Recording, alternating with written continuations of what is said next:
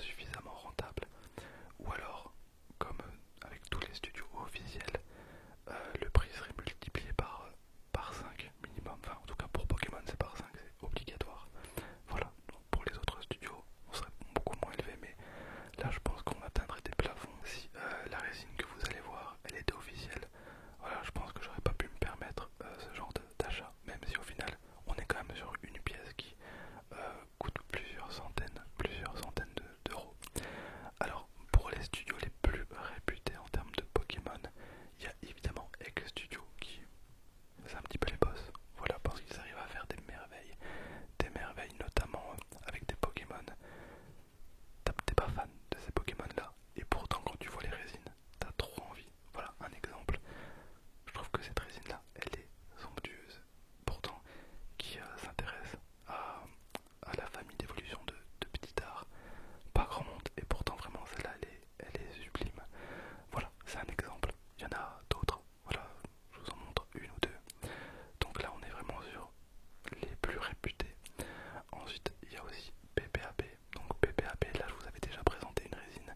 C'est ma première Pokémon, donc c'est la Dracolos qui est vraiment propre. Vraiment c'est une merveille. Donc c'est eux qui ont fait la Dracolos que je vous avais présentée, donc ma toute première résine Pokémon. Et ensuite on a d'autres studios, notamment donc PC House. Donc j'ai deux résines voilà, achetées chez eux, je les ai pas encore reçues, donc je vais attendre avant de donner un avis. Mais PC House, ça peut être vraiment des très très bons. Bref, on est parti pour l'ouverture, pour l'unboxing de cette résine Pokémon. Et je croise les doigts pour qu'il n'y ait aucune tuile, pour que voilà, elle soit pas éclatée et que la qualité soit au rendez-vous.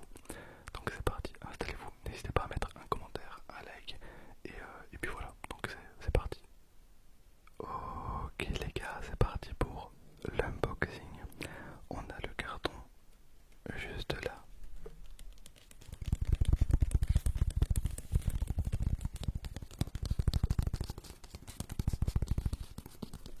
Alors comment vous dire, je suis pas forcément très rassuré.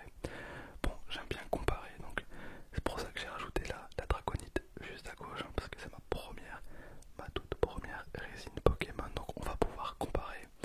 Là on a une résine du studio PPAP. Je vais pas m'attarder dessus parce que je vous l'avais déjà présenté, mais voilà, on aura un élément de comparaison. Le truc qui m'inquiète, c'est que le carton de la résine d'aujourd'hui est 4 fois plus petit que pour la draconite. La draconite. Et là ça m'embête parce que, bon, pour ceux qui sont pas trop familiers avec le monde de la résine, il faut savoir qu'il y a toujours deux cartons. Il y a le carton et le surcarton pour protéger le carton de la résine. Là je me dis qu'on a potentiellement directement le polystyrène, la frigolite comme on dit en Belgique. Donc je pense qu'on a directement le polystyrène juste derrière. À savoir que la boîte, enfin le carton il est vraiment arraché, donc je peux pas vous montrer forcément tous les côtés parce qu'il y a mon adresse, etc. Mais attendez. Bon ben voilà un exemple, on a pas mal de chocs. On a même un caillou qui est encastré dans le carton. Je pense qu'il y a des livreurs qui doivent jouer au foot avec les colis. Bon là pour le coup, il y en a peut-être qui vont se demander pourquoi j'ai acheté une résine à un studio qui sort de nulle part. Ben parce que les gars, j'étais vraiment convaincu par le sample. Vraiment le sample, je le trouvais incroyable. Niveau qualité-prix, ça me paraissait ultra bien. À savoir que la Dracolos est légèrement plus chère, mais en termes de prix, on est sur quelque chose de plutôt identique.